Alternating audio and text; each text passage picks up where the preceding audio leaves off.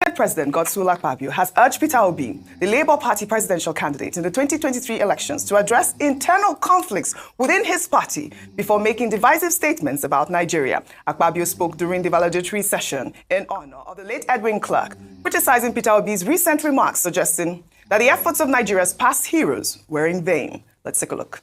When somebody makes a statement that the labors of our heroes past are in vain, I beg to disagree. Let our brother Peter Obi show leadership like Edwin Clark did by resolving first the crisis in the Labour Party.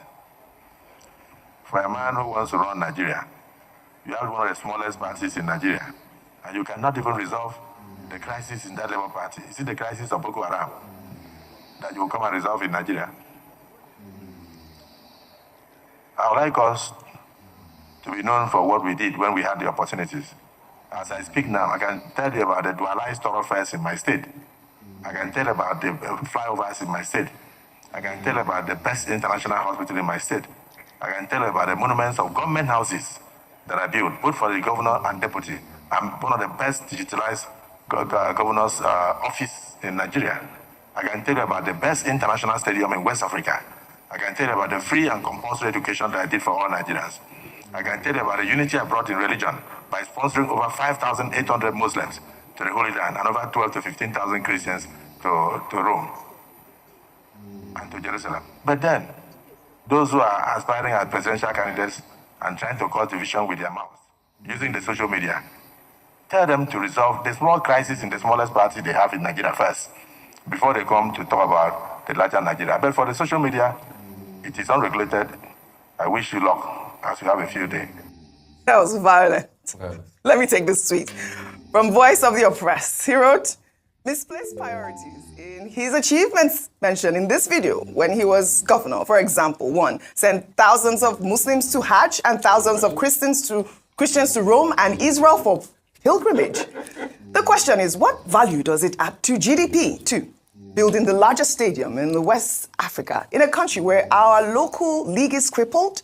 3, bragging of building of government houses for privileged few in this 21st century in a country where it's at brim of collapsing. Nigerians will never get it right until they stand up against all these odds and have bent to impoverish them from cradle to the grave. I mean, that was a loaded tweet as well, but yes, I think he was. I think with due respect, whatever he has spent on the pilgrims, you know, I think he should go and get that money. I know that money is gone, but if possible, we should get them back and he could use it to fix schools and do things that are more important. You see, these leaders don't even understand the basic and the most important things, which are services to humanity, hospitals, schools, and the likes. And these are things that make a society. I want us free education today, we still talk about it. Bragging about building a stadium. Yes, okay, to attract people to play. But what about having an ancillary football team also there to be able to run out of the place? That's it. Then he talked about a hospital.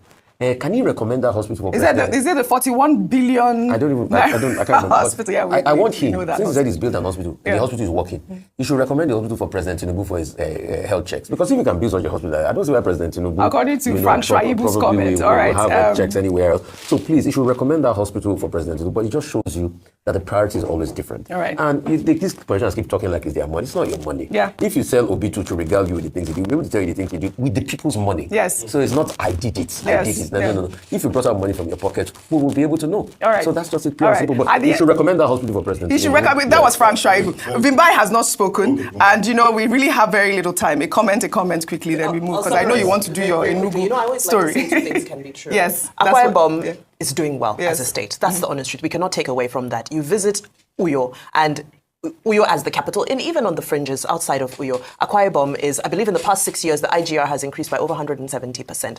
Having said that, I also think that it's not necessary to use some of these platforms to attack somebody who is not in the Senate. I understand if it was a debate happening within the Senate floor about opposition or about other things, but to bring that conversation into whatever was happening in the Senate at that moment, I think may have been misplaced. However, having said that, does the Labour Party drama need to be resolved? It does. Right. And this is what's happening with opposition parties across Africa. We spoke about Hakainde Hichilema here earlier, the Zambian opposition who came into power, and now America is cutting aid because they are unable to regulate the theft of medicine that is being being donated by the US. So opposition parties also need to get their house in order. So Absolutely. two things I can like be that true point. at the same time. A quick comment, less than 20 seconds.